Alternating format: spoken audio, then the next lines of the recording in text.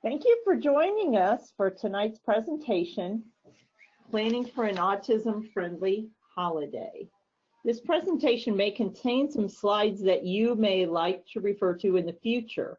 If you see something that you'd like to use on your own, please use your phone and take a picture of the slide. During the presentation, I will not be able to answer questions. However, you can use the chat feature on your screen to message your question, and I will try and answer it after the presentation. If you think of something after the presentation and you would like to ask me about it, please feel free to email me at the email address that's listed on this slide. So let's talk a little bit about our objectives tonight. In this PowerPoint, we're going to talk briefly about the characteristics of autism. I want you to think about your own child and think about the various places and people that you're going to meet, and if you'll be traveling. We're going to look at some methods that you can use to ready your child for the holidays. Think about ways to disclose autism discreetly. And finally, we're going to review some resources. So what is autism spectrum disorder? It's a neurobiological disorder of development, and it causes differences in the way information is processed. So a person with autism is going to have differences in the way they understand and use language to communicate, the way they understand and relate to people, events, objects, understand and respond to sensory issues, and the way they learn and think will be different than the way a typically developing child would learn and think. Every person with autism is unique. There is no correlation between language, communication, level of autism, intelligence, sensory, and social capabilities. And the tricky thing for those with Asperger's syndrome or high-functioning autism is that people may assume that just because the person can speak well, that they may not have any other issues associated with autism. Others may be surprised to find out that sensory issues make it difficult for the person with high-functioning autism to transition, or that a normally talkative Aspie child will suddenly become overwhelmed and shut down, not talking when social anxiety becomes too high.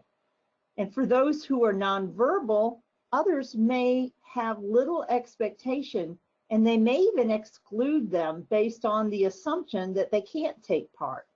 So if you know one person with autism, you know one person with autism. And when people with autism are under stress, it becomes very difficult or very common for sensory issues to become more obvious.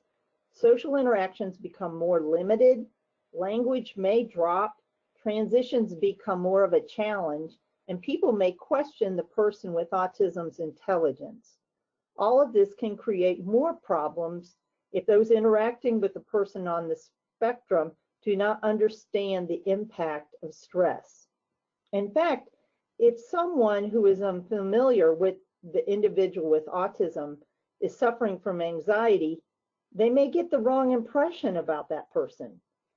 But if the two know each other, the person who's viewing the anxious behavior might be caught off guard because the person with autism doesn't normally act that way.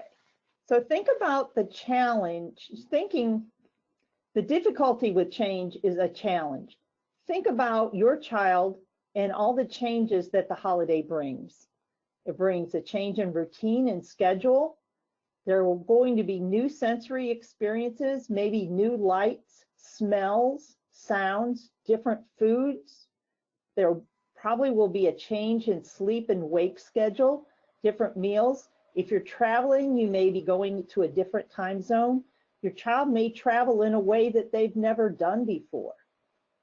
There will be family expectations that are different. They may be in contact with others who don't understand. And then there will be others whom they may have infrequent contact with. And no doubt your family will be exposed to others who have poor understanding of the child's autism. So think about your child. How are they going to cope? And how can you accommodate their anxiety, their communication needs, their social ability, sensory issues, and transition changes? In order to help each person with autism spectrum disorder cope during times of overstimulation, similar methods can be used effectively. So let's talk about some helpful strategies that you can use. The first thing you probably want to do is help the person by limiting your language. Under stress, people with autism have difficulty processing a lot of verbal input. So if you can limit your language, that's going to help them not become overwhelmed. You want to use visual strategies rather than verbal. Plan for anxiety and sensory interferences, and think about the people that you're going to be meeting. If you can make things visual, that will provide them with the information they need to understand without being overwhelmed by verbal language. Anxiety and sensory stimulation in the environment can cause extra stress, especially if they're already starting to get stressed. So you want to build in ways to alleviate the stress. You need to think about who you're going to be meeting and prepare for transitions ahead of time. If you can practice ahead of time and make it fun, then your child is going to be more relaxed when they actually have to go through situations that may be stressful. And we want our children to practice using strategies ahead of time, so when it's time for the trip, their behavior is going to be automatic, and they can use these good coping skills and lessen the chance of a meltdown. So let's look at some different ways of communicating visually. When children with autism get anxious or overstimulated, it's difficult for them to process what they hear. So visual supports are more effective. In new situations, visual cues can create cooperation and lead to a happier experience. So let's remember some things. Rather than saying don't touch, you might want to say hands on knees, or show them a picture card. You want to tell them what they can do rather than focusing on what they can't do. Holding hands gives your child a sense of security if they're in a strange place. Sometimes we have to say stop or don't, but try to find a way to phrase things in a more positive way. For a child with control issues, using a positive way of saying things helps them make the right choice. Also, if your child is experiencing anxiety, if you tell them don't do something, that may be the only part they hear, the last thing you tell them. So it's best to tell them what to do rather than focusing on what not to do. So we want to prepare them for the trip ahead of time. Before you go on your trip, there are several things you can do ahead of time to make it go more smoothly. If you use visual schedules like these daily, even with a fully verbal child, you can use the same strategies when they're excited or nervous during the holiday. You see on the left, there's a first then tool that is oftentimes used with very young children or with nonverbal children. If you start using that when your child is young, then as they get older, you can move into a picture schedule or into a written schedule. But using these visual tools are very important because even kids that are highly verbal, when they're upset, a lot of times the language goes away and their ability to understand spoken words drops when they're in the middle of a meltdown. If you can use a visual tool that helps them process and get out of their meltdown more quickly. Here's some more strategies that you can use, some visual strategies. The one on the left is a schedule showing what will happen on a typical Saturday morning. For those who are unfamiliar with this kind of schedule, once a task is completed, the flap gets turned over. So the next picture, it shows what is going to be done next. With this schedule, the key means that you're going to go in the car. A grocery bag shows the trip will be at the grocery store. Another key means that you go in the car, and the basketball means that they're going to the park to play ball. This visual shows the activities will be done in sequence. In the center is a choice board, which allows the child to choose what they want to do. And on the right is a list of rules for public behavior. Right top, you have hands on pants rather than saying no touching. Holding hands means stay with me. And finally, quiet voice. I know this was something I used with my own son. Before we could go out in public and do activities, I had to have him at a place where we could be in public safely. He was one that would break away and run. He had no sense of danger and would run in front of cars. So I had to have him get to the point where we could be in public safely, and this was my means of doing it, my tool. I worked with him on these rules for about a year, and we got to the point by the time he was 4.5 that we could go in public together. I took this tool with me, and all I had to do was point at which rule he was struggling with, and just seeing me point at it, he would stop and start complying. For him, he loved to be out in public, and so if he started breaking a rule, then we had to go and sit in the van. Before we got out of the car anytime, I always primed him. I went over the rules and reminded him before we left the van what the rules were, and he knew that if he wanted to stay out in public, then he had to follow the rules. If you use a visual tool as part of your daily routine, then you give your child comfort when you are using them in a situation that may be a little unsettling. So in other words, using the same visual tool they've used before in a new setting may be comforting to them. And for a lot of our kids, the holidays are very stressful because so much of it is very unpredictable. So here's a way that we could take a typical Saturday schedule and adapt it to a travel schedule. Once a task is done, you flip it over so that the picture is not visible.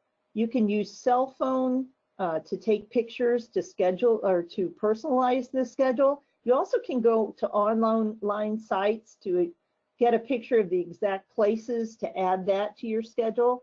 If you're sleeping in a hotel or sleeping in a strange place, if that's a problem for your child, you can go to the hotel's website and download pictures of the rooms and all the amenities like swimming pools, or if there's a dining room in the hotel.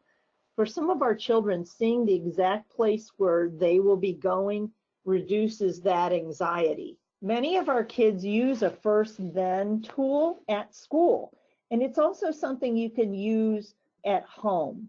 The first-then works for children who are nonverbal, but it also works for children who are verbal.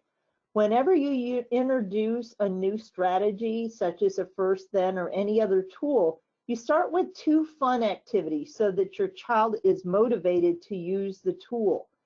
And then you're going to move on to a strategy that uses a neutral activity first, and then a fun activity as the then. Once your child is comfortable using the first-then you can start using it increasingly for non-preferred activities.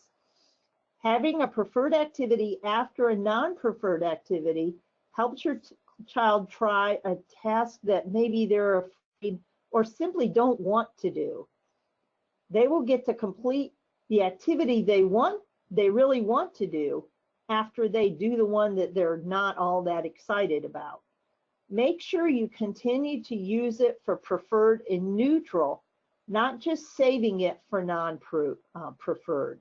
So you want to use this tool all the time. You don't want your child to associate this tool with, I have to do something I don't want to do.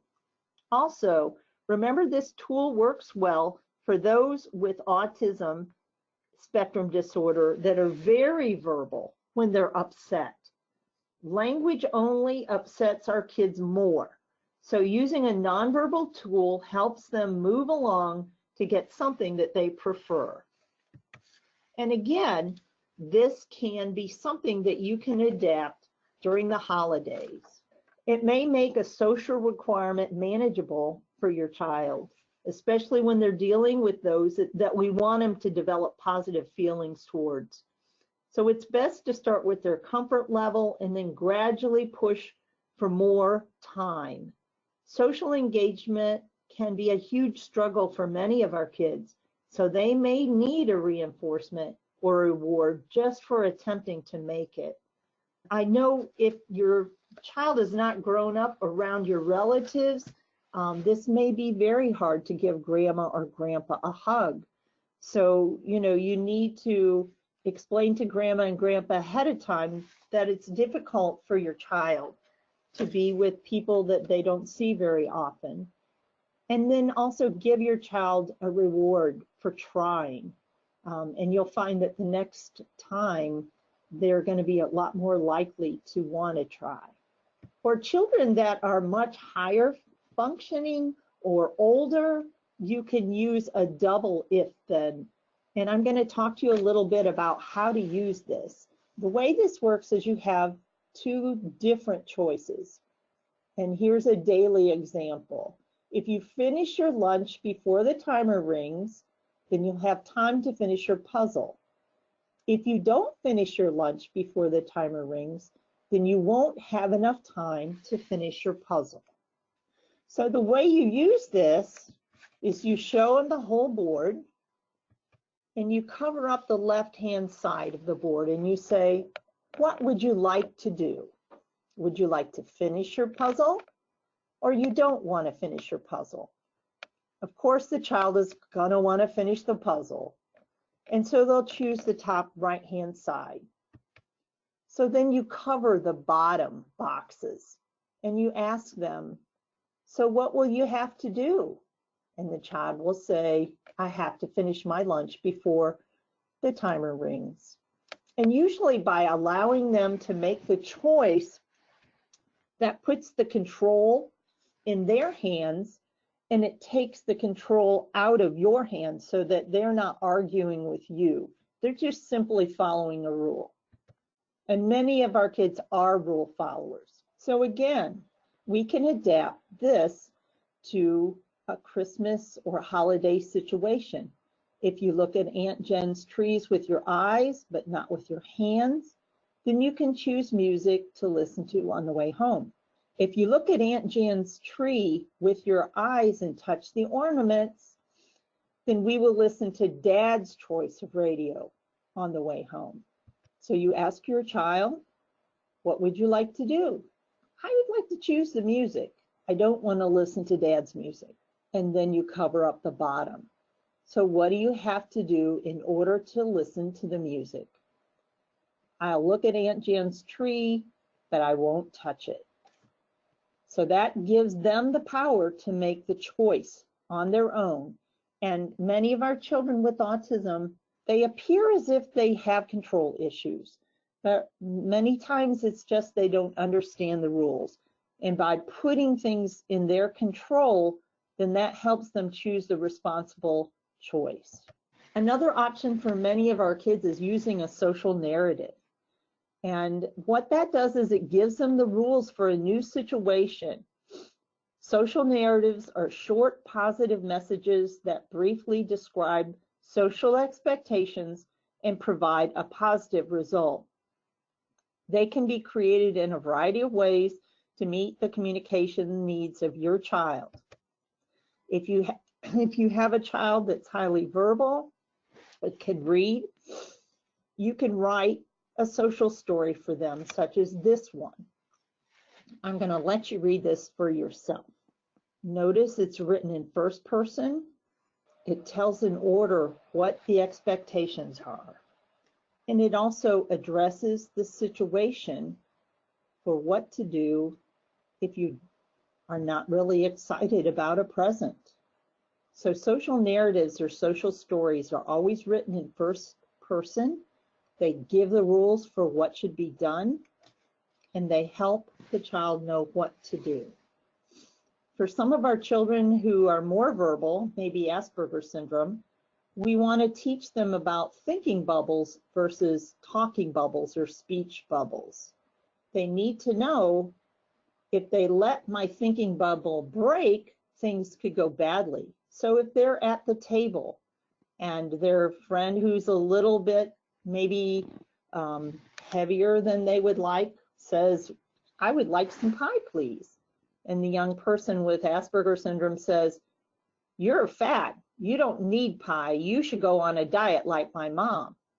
Well, things go badly. I'm not fat, you're rude.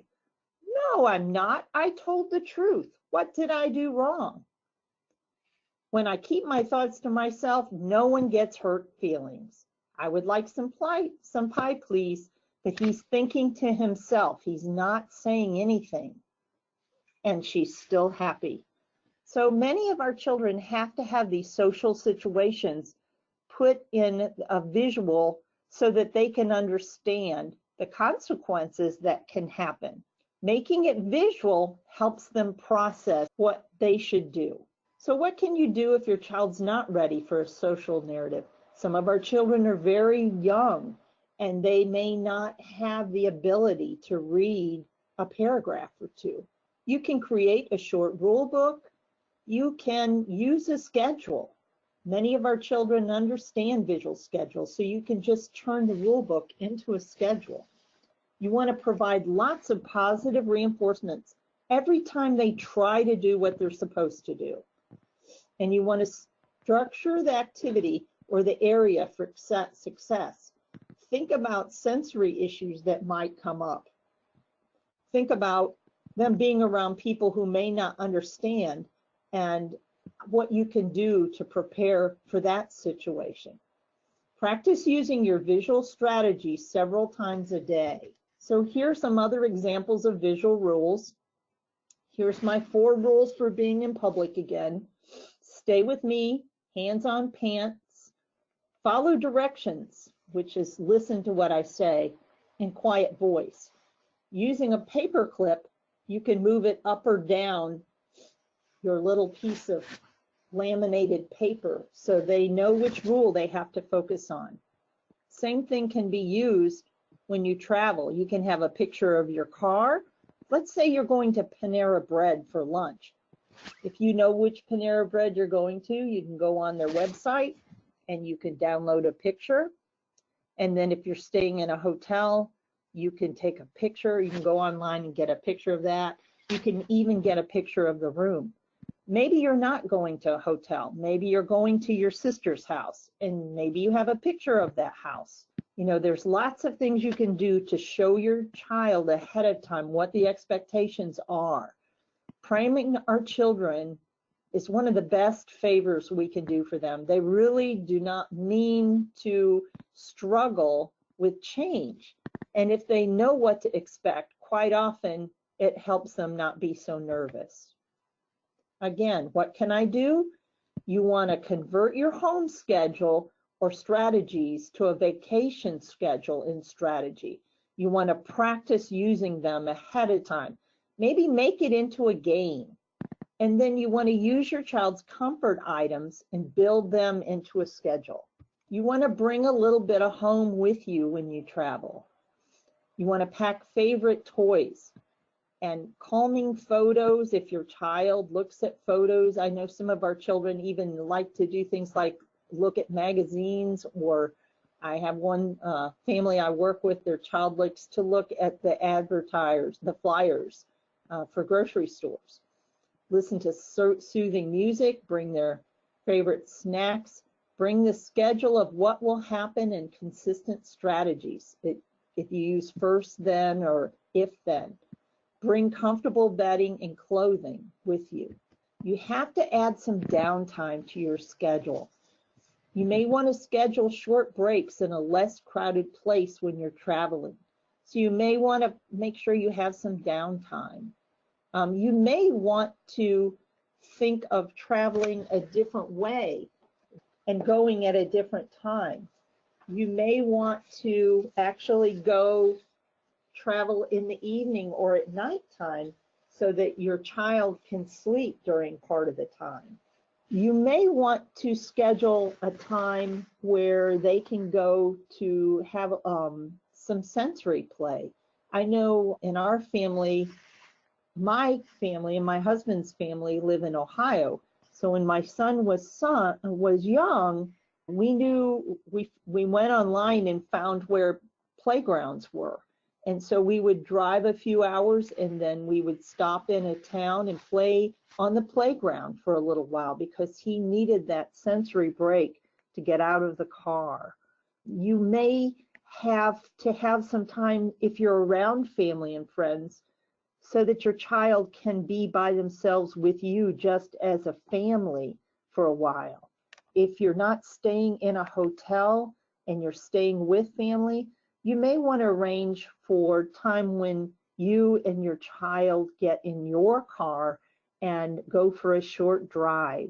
Just being in your car in a place that's familiar with family for them may be the respite that they need in order to pull it together and handle the holiday without a meltdown. So you want to prepare friends and family. You want to give them updates on the current challenges and accomplishments.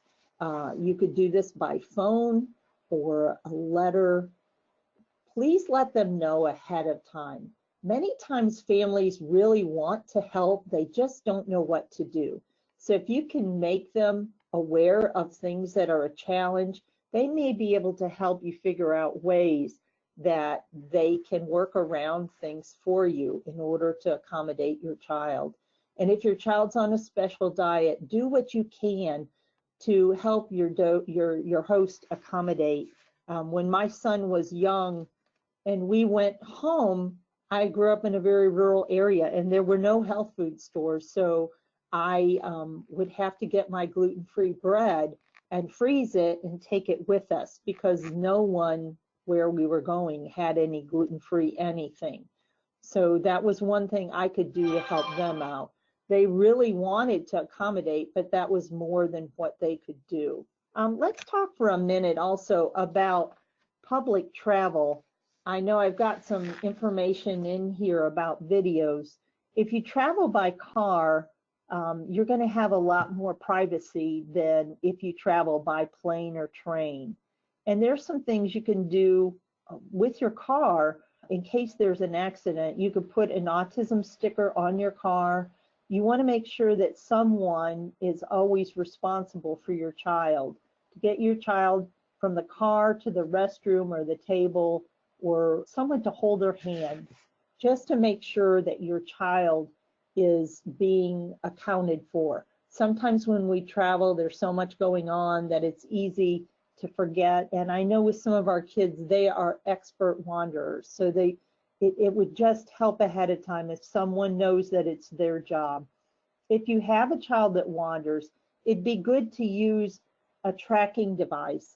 Many places now have what's called Project Lifesaver, and then also parents are also saying that Angel Sense is a great alert that they get. A lot of people like that actually better than Project Lifesaver. Either one, you can go online and Google and find out more information. If you're traveling by bus or plane or train, you can check ahead of time about what safety measures might be available to you. If you're traveling by air, there actually are some really good videos that you can download and watch ahead of time with your child. The first two are about traveling by plane, and the last one is traveling by train. And all of them are wonderful videos. If you get a chance, you can watch them. In fact, right now we're going to look at the first one. Hey, Dad, why do we have to stop here? I just want to get on the plane.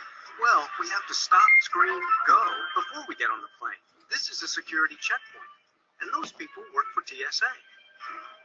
Oh, it looks kind of scary. I don't think Molly will like it. It's not scary. TSA officers are here to keep us secure. So don't worry. Just remember, stop, screen, go. Stop, screen, go? What does that mean? Just watch. First, we stop here and hand our travel documents to the officer. She screens it. Thank you. Then we go. Wow, that was easy. What's next? We stop. Then we put our stuff in the bins, and the machine screens it. Then we go. I need to take off my shoes too? Nope, kids under 12 don't have to. But your game system and Molly's bear need to take a ride. Bye-bye, dear. Bye-bye. Do we get our toys back? Yep, you just need to walk through that rectangle first. It's a metal detector. Do we have to stop, screen, go here too? Yep, you got it. Stop, screen, and go. But wait, Mom, what's he doing with Molly's bottle? Oh, it's stop, screen, go for baby bottles too.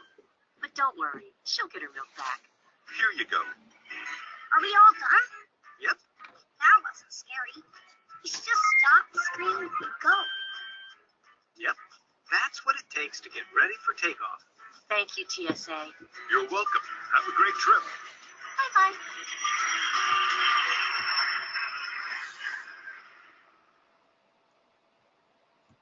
For many families, in addition to watching a video, actual practice experiences are a great way to prepare your child for going on an airplane. The ARC of North Carolina has these Wings for All experiences. I know we've had them 3 times in Charlotte, at Charlotte Douglas, and American Airlines has It's Cool to Fly events. We've had a couple of those too. So you can go to these websites or just Google It's Cool to Fly, or even contact the airports that are near your house to see if they have any of these events nearby. I know when I've gone to the Wings for All, we've had people from even Tennessee and South Carolina come, and from different parts of North Carolina. So if you have a child that's going to be riding on an airplane to go see family in another state, it would be really helpful for them to have this experience. I've met families who've done it, and they've said that being able to have one of these experiences made a really positive difference. And when they did fly for real, their child had no problem since they've already practiced getting on a plane. Here's some more online information that I found. A very good website. Contains information about the rights of a disabled passenger. Many people don't realize it, but airlines cannot deny you a flight unless they can prove in writing that your child's disability or the passenger's disability would prevent a safe flight. So that's important to know. Medical preparation, you can get a letter from your doctor talking about your child's disability and how the airline can accommodate them. It's important to choose your carrier. If you go on the carrier's website and they don't have very much information about how they help special needs people, then you probably can be assured that they're only doing the basic minimum. Certain airline companies provide more. So it would help you to do your due diligence and find the company that would offer the best. Booking a flight, again, we talked a little bit about traveling in a car, how sometimes it's best to travel when your child might be asleep or when the roads are not as crowded. Same thing with booking a flight on a plane. There are certain days of the week that the flights are not as crowded, times of day when the flights are not as crowded. 72 hours before you fly, it's a good idea to contact the TSA of the airport you're flying into or out of, just to let them know that you're going to be coming, and that way they can prepare. The Wings for Autism and Wings for All programs, part of what they do is help the TSA learn how to help people with different neurological and physical issues have a positive experience in flying. So in the past few years, the TSA staff have gotten a lot better, especially if they know in advance so that they can create a plan to help you. And then always create a backup plan. Do that no matter what you do. You know, if you have a layover in the airport, look ahead for a place that's kind of quiet that you and your child can go while you're waiting. Many times just being away from the crowd and the bustle helps them. We talked a little bit before about letting your family or your host or hostess know what your child is like now. You want to share with them that the areas that they've made progress, because your child may be totally different than the last time they visited. You also want to share some current needs and let them know how you're dealing with them and strategies that you have used that have been helpful. You want to ask them to help you make the visit a success. And then again, tell them what they can do, because they want to help, they just don't know what to do. And thank them for their support. If you send them a letter, that's a good thing to do because they can refer back to it. So an email or a letter would be maybe a better thing in addition to talking on the phone. Here are some resources that you can use. Like I said, if you're traveling, you can do internet searches or YouTube videos. If your travels take you to Disney World, there are tons of pictures at this website. North Carolina Zoo also has some great resources if you're traveling in-state and you decide to stop at the zoo. One thing I will say, if your child has a service dog, they are allowed to visit some places, but not all places. And if your child has a comfort animal or an emotional support animal, those are not considered as service animals. So they may not be allowed to go with your family if you visit some places. I will say the North Carolina Zoo does have a nice sensory area. They also have weighted lap blankets that your child can use and fidget toys in quiet areas. So again, if you're traveling and you're going places with your family, search online and see what you can find, because many places have tried very hard to create sensory-friendly environments so that our family members with autism can have a positive time at places they visit. Preparing ahead of time can be fun. When you work with younger children, you want to make a game out of it and use strategies to increase their motivation and make it more fun. I worked with teenagers when I taught school, and I'll tell you that making things fun and making a game out of things helps them as well. So when you're practicing to go on this trip using your strategies, try to make it fun, try to make a game out of it. You're going to want to review where you're going to be going, who you'll see, what you'll be doing, and what you can do to reduce anxiety for everyone. So your child needs to know that they're going to be able to take some of their comfort items with them. You want to find pictures of unfamiliar places and look for happy pictures of your family that you're going to be meeting. If you find happy pictures, that's going to spark some positive memories and help your child look forward to the upcoming holiday. Happy pictures will help you relax as well. So during the trip, you've done a lot of planning ahead of time. Before you actually leave your house, there are still some things you need to consider before you go. One of the things is disclosing the diagnosis. Unfortunately, when we travel, it kind of puts us in the situation where we have to let people know. Our goal is to be comfortable and have anonymous public travel, but that takes time to get there. I know with my son now at the age of 22, we can go almost anywhere, and people usually don't even know he has autism. But when he was little, autism was screaming everywhere. And it took us time to get here. Some families can find ways to travel with their children and it not be so stressful, but other families need to consider how to share this and how to disclose. So it's going to depend on your child's disability and your own feelings about what's most important. Is it important for you to keep your child's disability private, or do you need to share? If you travel at night during sleep hours, people are not going to know. If you dine during quieter times or off times, you're not going to see that many people. And with fewer people, your child may be calmer and may blend in. Traveling by car versus plane may be a safety issue.